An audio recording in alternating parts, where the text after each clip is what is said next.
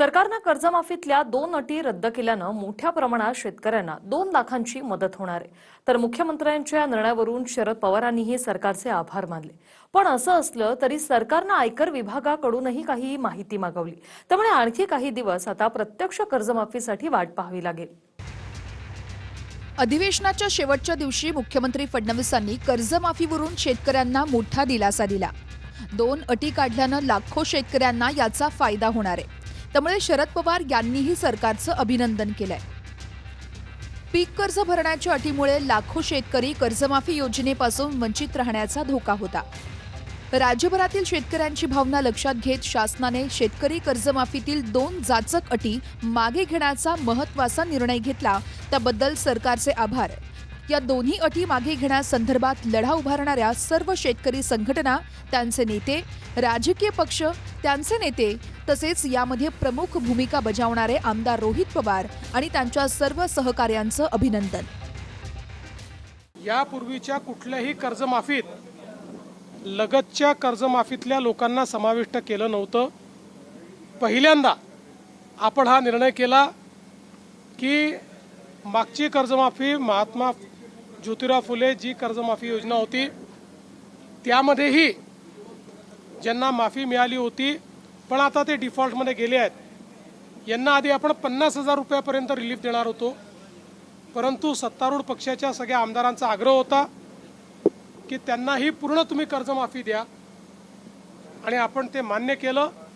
त्यामुळे आता ही महाराष्ट्राच्या इतिहासातली सगळ्यात मोठी कर्जमाफी यावेळेस आपण केलेली आहे। त्यांचे आभार, मी ऐकलं नाही पण मी त्यांचा आभारी आहे। शरद पवार साहेब हे ज्येष्ठ नेते आहेत। चांगल्याला चांगलं म्हणण्याची त्यांची वृत्ती आहे आणि अनेक वेळा त्यांनी ते दाखवून दिलेलं आहे। परंतु काही लोक जे आहेत, सरकारने किती चांगलं काम केलं तरीसुद्धा त्याला सरकारवर आरोप करण्याचं, टीका करण्याचं, जे काही खोटं बोला पण रेटून बोला अशा प्रकारची वृत्ती काही विरोधी पक्षातल्या लोकांची आहे। त्यांना हा खऱ्या अर्थाने एक शरद पवार साहेबांनी दिलेलं उत्तर आहे। निवडणुकीआधी मुख्यमंत्र्यांनी शेतकऱ्यांना कर्जमाफीचा वायदा केला होता।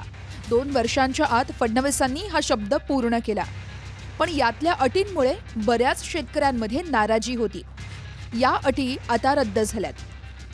2019ला महात्मा ज्योतिबा फुले कर्जमुक्ती योजनेचा लाभ घेतलेल्या शेतकऱ्यांना 50,000पर्यंतचीच कर्जमाफी मिळणार होती।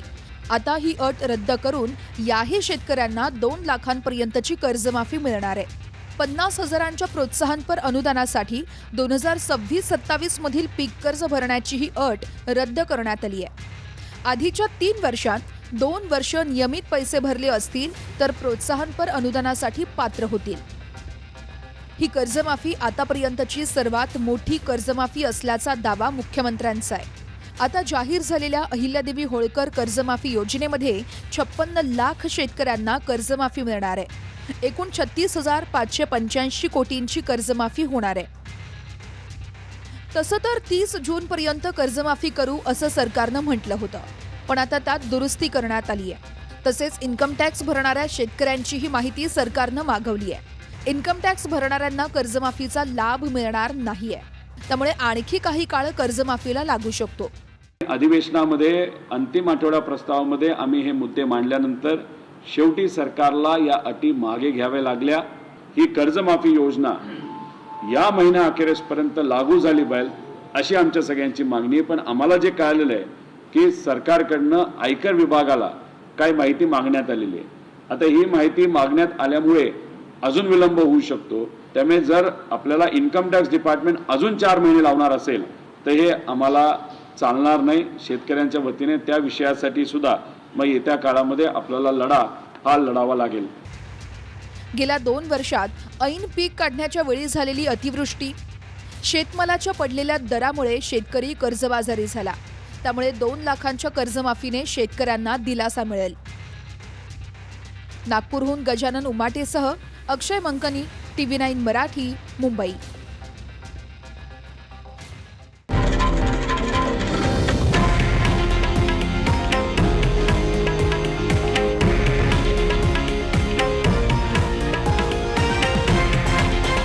हे आहे देशातील नंबर 1 न्यूज नेटवर्क आणि आपण पाहत आहात TV9 मराठी, एकमेव.